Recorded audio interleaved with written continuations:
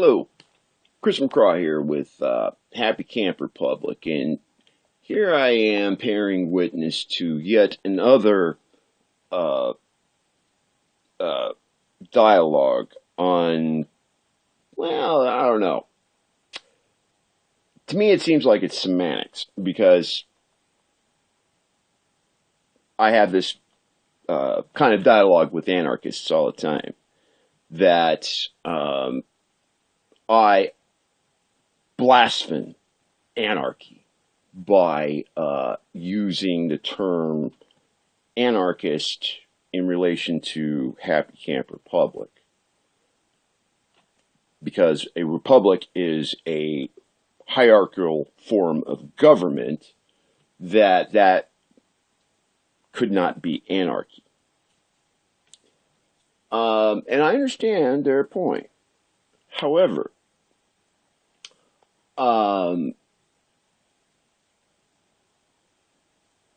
there are rules within anarchy. And if those rules were stated in a constitution, then, and especially one that is as well known as the United States Constitution, then for the ease of not having to redefine the wheel, because that is what we would really like to do, is to live without the banker's money. And in order to do that, we are going to have to evolve new terms to describe what we are doing and differentiate ourselves from the bankers. Because, I mean, that's what's going to work, is a system of exchange that is not reliant upon monetary inputs. Now, I mean, everybody's this is related to a post in which a gentleman has provided a means in the logo and everything that we can try to derive some integrity from. That if you are a part of this organization, you are somehow worthy of getting maybe a six-figure investment from an investor. Well, for one thing, talking about any kind of fucking money in a resource-based economy, I'm not going to tell you that it's not a resource-based economy, but that's the antithesis of a resource-based economy, is the money.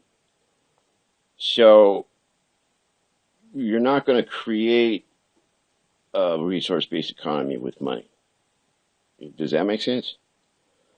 You're going to create a resource-based economy by people changing the way they think about what they do and how they use things and what they do with things after they are done using them. These are the real foundational principles of a resource-based economy. Now, whether it takes fruition in Jacques Fresco's newly built city, or whether it's done in Pierre Joseph's world in another location, I don't know. But I do know that anyone who participates in this situation will have to rethink how they interact with the world. And they will, two, have to separate themselves from that. Cut themselves off. Because the money can no longer have any value to them on a moral, ethical basis. So then that money just becomes a tool. You know, you go out, you got $20, and the question becomes, well, am I going to turn that $20 into a tool that's going to be, you know, used over and over and over again? Or am I going to turn this into some kind of resource that's going to, be maybe an input to create more value, which may be expressed in fiat currency or not? Just because you express that value in a fiat currency does not disqualify you from participating in a resource-based economy. That just tells you that you're interfacing with the banker economy, which we are trying to eliminate, or we're trying to open up competition to, because we'll never eliminate the bankers' money unless we take on violent means, which is contrary to our movement, is contrary to the anarchist element that I promote. So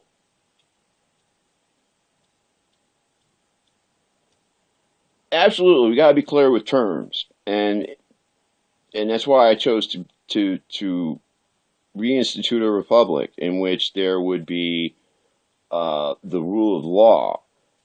And I guess maybe I don't have it. It's not an anarchist society, because what I would want to institute would have equal culpability on the person or the corporate entity, and would be and would have no relation to the banker's money. So you could not derive any status by having a big stack of currency, or institute rules or regulations that make you credit worthy and thus able to fully integrate into society. Because isn't that really the problem of the bankers' money right now? I mean, it's not that we have to go out and produce something of value. Somebody has to recognize that value and give us something back in return. It's that there are a group of elites that are able to disobey natural law, which says that you have to do something to get something, and then they're able to compel the entire planet to their desire or will through this money thing,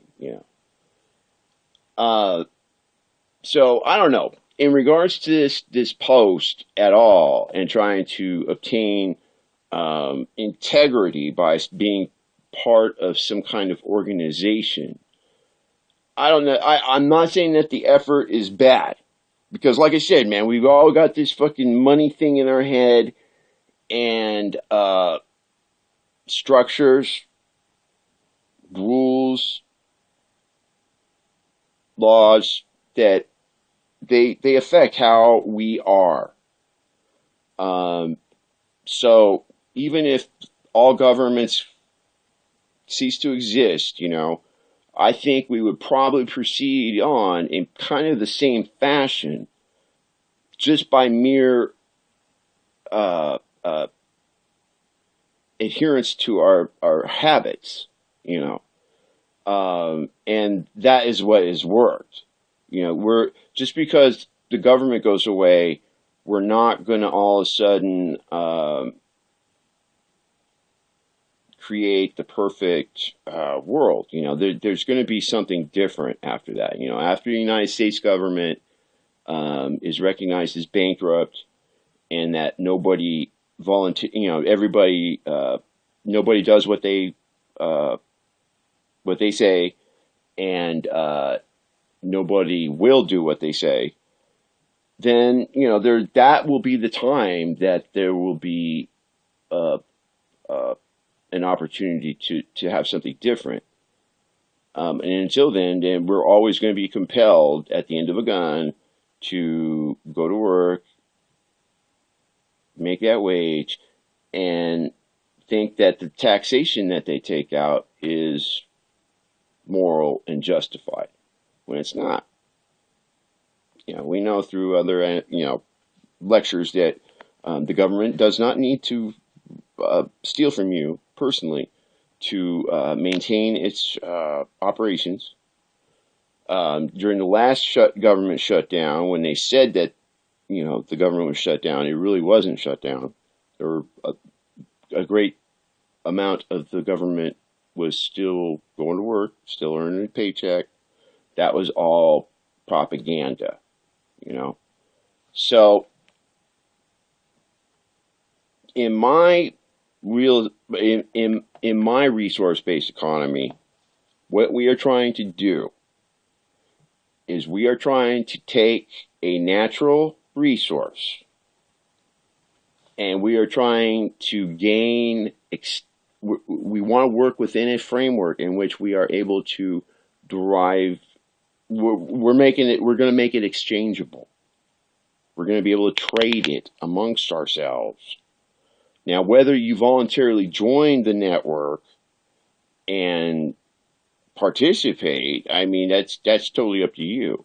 And actually, you could totally disagree with my politics, or maybe even some of my vocabulary, and you can probably you would probably be correct in assuming that I might be an idiot because I misspell some words or something.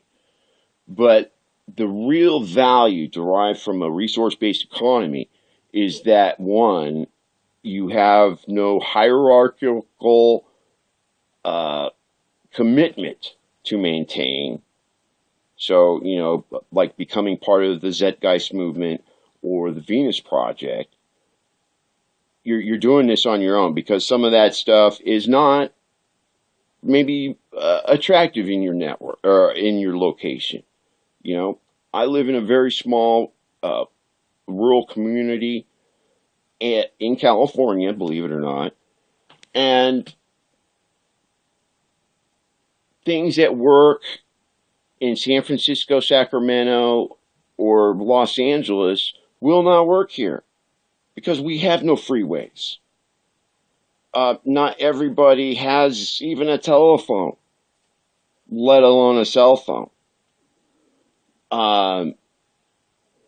So most of the high-tech stuff that people are doing in this, and this is maybe kind of some of my fault in that I think that we need infrastructure here, and I need a computer, and it needs to be hooked up to the internet for me to be a real productive person, which is kind of true because because I know how these tools work, and I can apply them. But that doesn't necessarily determine what's going on next door. They may not even have a telephone, yet they still can go down to the high school and use the community computer center and have have access to some of the advantages of this this particular piece of technology.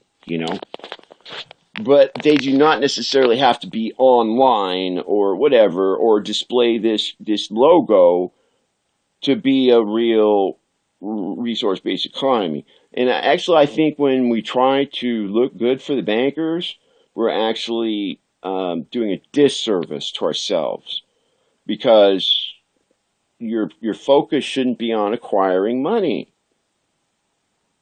We're trying to do without the money. We should not be putting up too much effort to appease these old stereotypes. I mean, if you look at me and you put me in a lineup with probably 12 other people in the and I was in some kind of a lineup or something, you wouldn't figure that I was the entrepreneur or business owner. You know, you would probably figure that the guy in the three-piece suit that had his hair cut, close shave, you would probably figured him for the entrepreneurial, uh, community leader. You know, but it's actually, it's me. You know, because I'm actually doing it, and sure, recognition is good. Being well known in the community is good.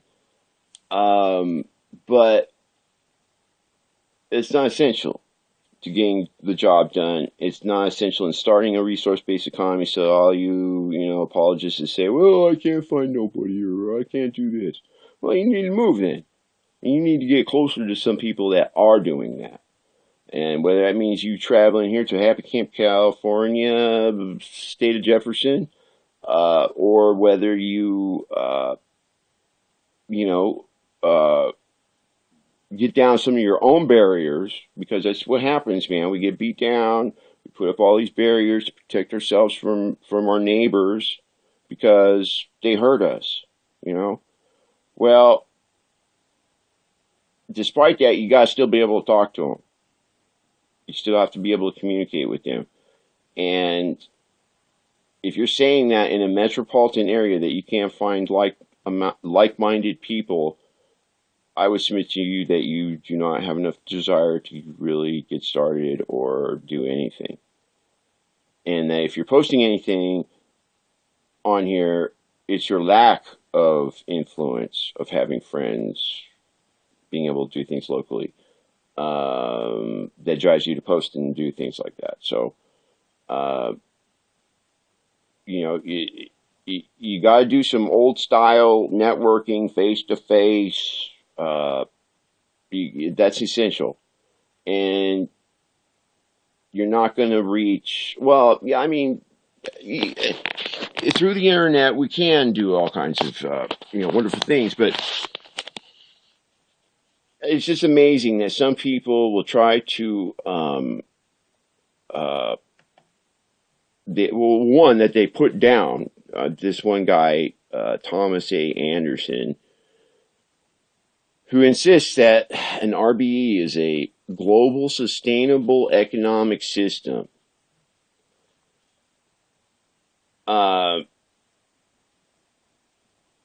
That may exist in the future. What he's talking about, that may exist in the future.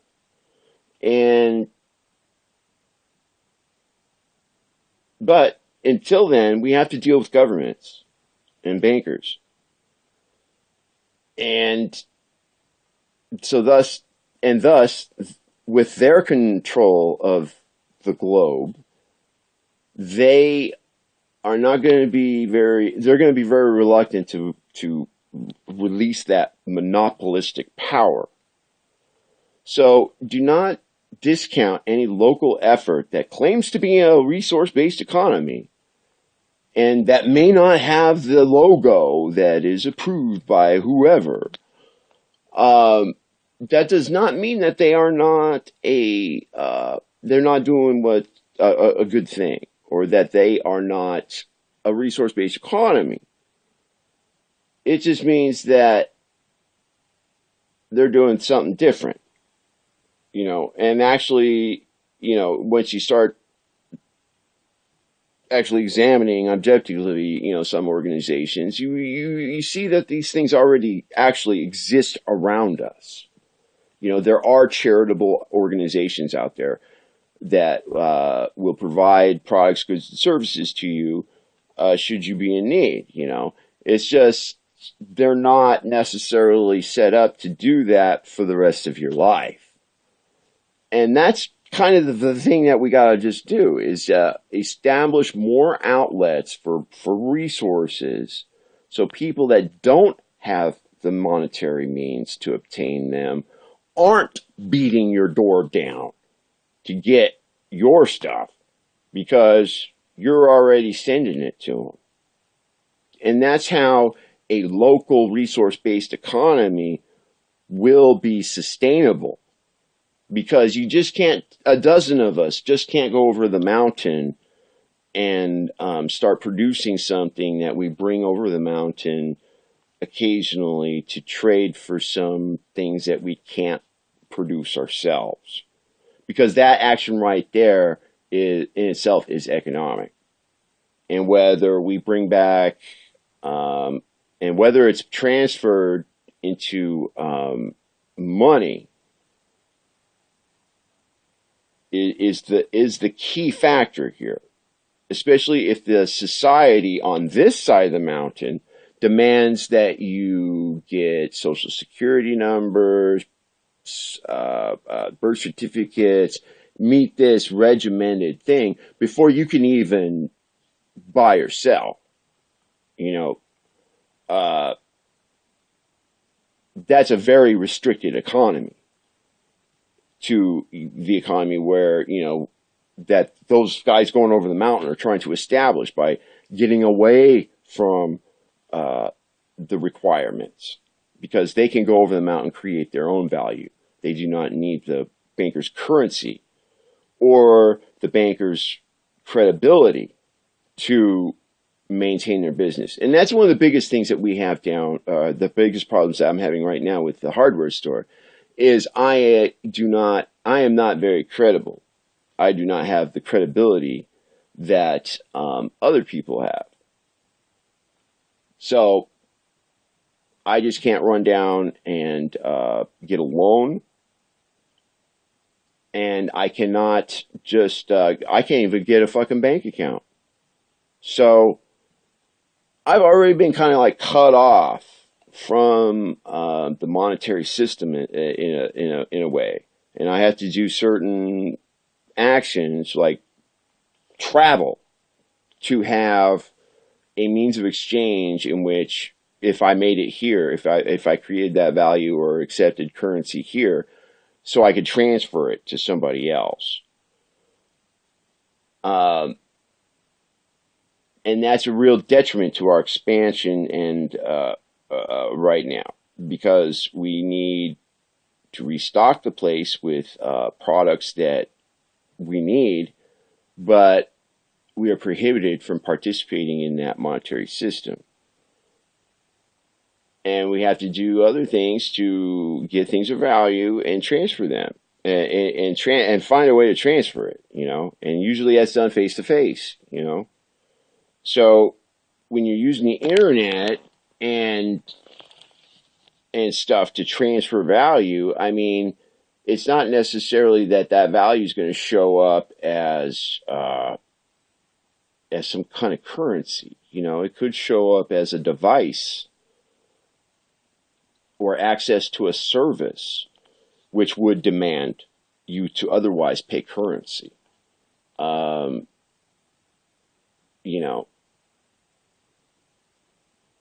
So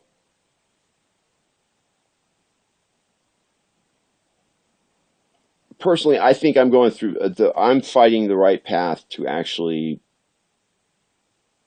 establishing a resource-based economy, because I am not trying to be creditworthy. I am not trying to recruit people, really. I want people to notice what I'm doing and just do it because it's good for them, regardless of what it's called.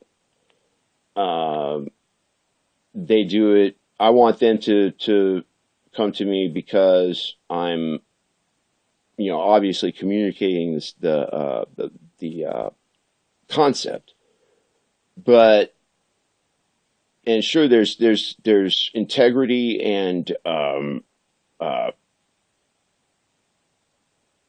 criticalness of mass of followers to be derived from going into the Venus Project or becoming involved or associated with the Zeitgeist movement. But now I thought that might be a good thing, when I started using the resource-based economy term. But when you start trying to explain this to people and what we're doing, it's really difficult, man, because of the money thing. So we're trying to do it. I mean, isn't that the goal, to try to do it without that? So I don't know, all this infighting that we're doing about to me is really about vocabulary, is really semantics, and it's really just an elitist plan to, divide and conquer us, so we don't make any progress toward a real global resource-based economy. Because it'll never truly be global. I mean, there's always going to be a section of the planet that has some kind of monopoly that they're enforcing by also having a monopoly on the application of force, and that the rest of us may not be able to affect that. Like the people in North Korea. You know, um, most everybody would probably like them to be free. Free to be able to do whatever they want. But does that justify us taxing, creating arms, sending them on the other side of the planet to do something that they cannot do themselves? I mean, because if they were able to overthrow the communist regime, then they could maybe establish some kind of free market system better than even South Korea, and be able to prosper. So obviously, like, North Korea exists outside of the capitalistic system, so it is possible to create alternative systems um, that are sustainable, because it's been 60 years since the end of, or since they signed the ceasefire. Yet, North Korea still exists. North Korea's now got nuclear weapons. Um, so,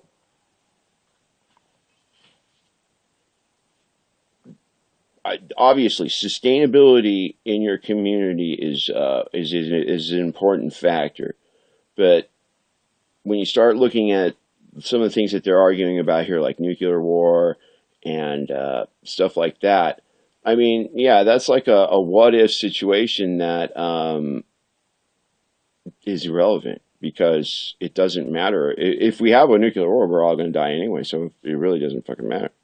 Unless you're building some kind of shelter or something to provide for that kind of contingency, it's really kind of moot. So discounting any organization because they use the term resource-based economy because they don't have a concrete plan to provide for mutually assured destruction, I don't know, it's just kind of illogical to me. But it is a reality we have to contend with, because he goes on here further in saying that a small community is unsustainable just by virtue of being small or something, and that it's got to be global to be an RBE. And it doesn't have to be global. In fact, actually, the most successful resource-based economies are local and are very small, have very few participants. Those are the really successful, high-producing resource-based economies. The question is how do you establish one in your household? And the easiest way you're going to be able to do that is by obviously joining a network that's already doing it. And it's going to happen local. It's going to happen small. It's going to be, and then your group is going to hook up with another group. And they're going to find that they are receptive, hopefully, to your products. And your product may just be information. Your product may be something that you, in your local, environment, you don't even consider as having any kind of value, but to the other community, that could be one of the, 7 things that they, that everybody needs for life. And you could produce that for them and give it to them. That establishing that relationship, that's a resource-based economy. That is the resource-based economy. And whether it's happening on a global basis where, you could transfer your value anywhere, I mean, sure, that's the ultimate goal, but you can't say that a person's project, or even try to say that they can't use RBE or anarchist in their project is pretty, it's pretty asinine, because it's anti-anarchistic in itself. You know, how can I, being an anarchist, demand that you think about a word the same way I do? You know, free thought, free domain. You know, so to me, these guys, some of these guys, that's what they're trying to do. They're trying to control the way you think, and especially in this kind of situation where we're trying to really get this concept kickstarted. It's really anti-productive. It's counterproductive, and the successful ones will be the ones that, one, don't require somebody's approval or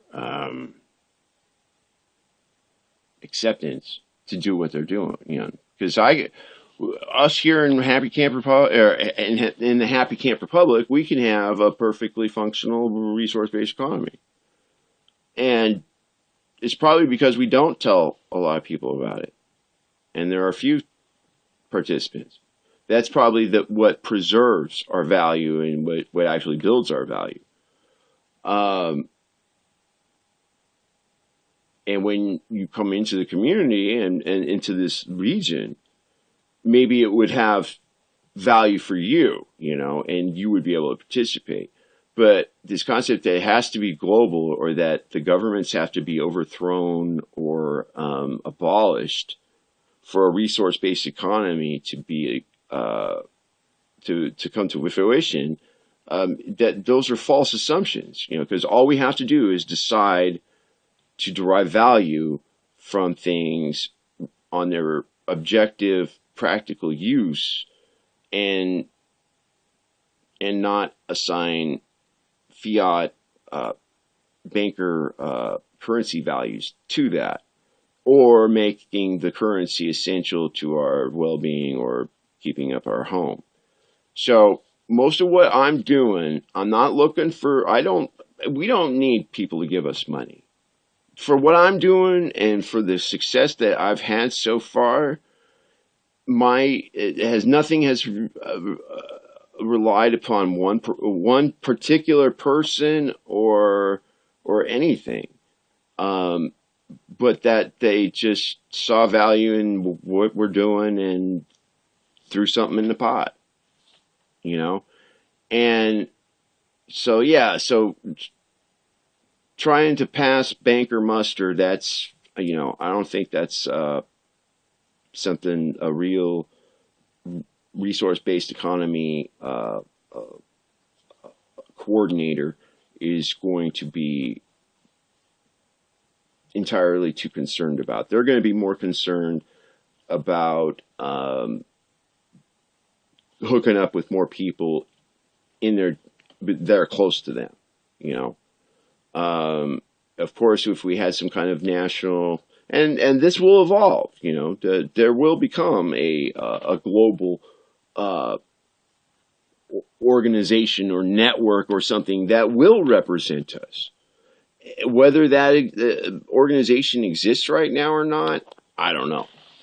But it will come, and it won't come because it's got a recognizable logo or something. Because, like I said, most people are anarchists. Most people are practicing anarchists, but they just don't understand what the word means. And once they realize that they're already doing that, and they are, you know, then there's no aversion to the concept. Or when it's addressed in a derogatory fashion, you know, you understand what's going on, really what's going on, you know. So I'm not sure what Mr. Thomas A. Anderson is doing in regards to this, but Some of the other participants in the thread, I know, are trying to actually manifest something, or they are actually working in projects, and they're actually living a resource-based economy today. So when is it you're going to decide to participate in the resource-based economy? And how much value are you going to create in it? Because that's not going to be determined by getting a grant or a loan or an investor. It's going to be determined by your thinking and what you're doing. Because your thinking and what you're doing will attract other people and the resources that you need to do what you need to do. So, I don't know what I'm trying to say in this video, but it's been a while since I put one out. And this is a real key thing, that we are working daily toward a world in which we can live without seeking the approval of the bankers so we can live. And so, and like sustainability, I mean, that's I don't know. Most things are sustainable. Most small communities are sustainable, but when you start putting erroneous criteria on them that they must abide by to participate, that's probably destined to fail, because it's a monopolistic type system, and it probably won't adapt well to a changing environment. And actually, when they do make it where you have to have the mark of the beast to buy or sell, strangely enough, little things will become very valuable. So if you're really concerned right now because you don't have a big pile of silver or gold, or you don't own any property or anything, don't let that concern you.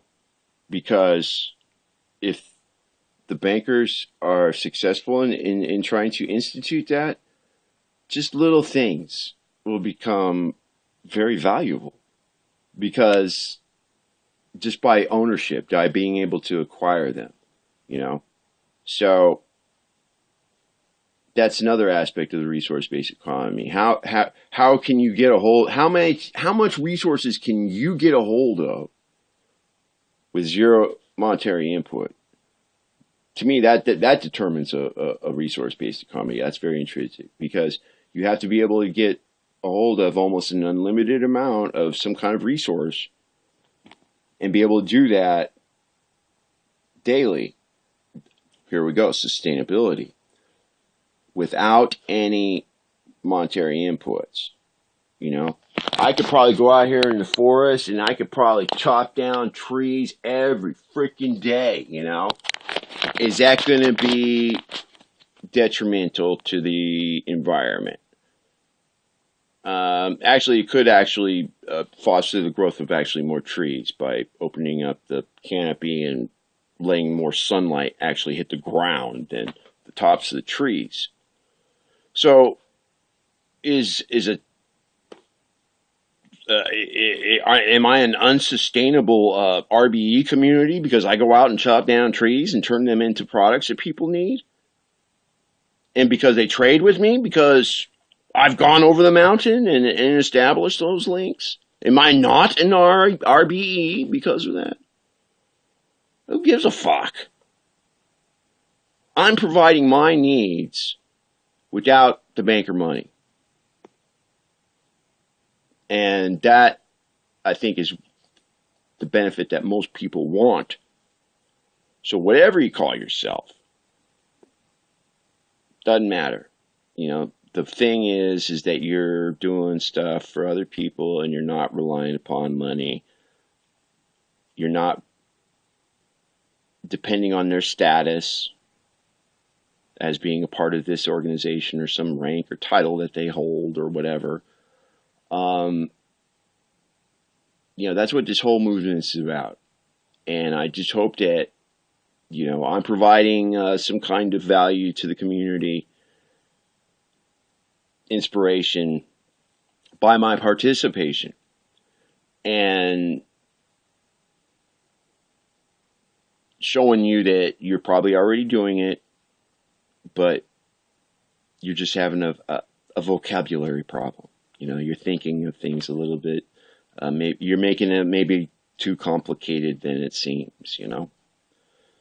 But anyway, this is Chris McCraw, iMercury, signing out from Happy Camp, California. The real wealth you create is the value that you manifest yourself. It has nothing to do with currency, rare metals. It's all up to you. So make it happen.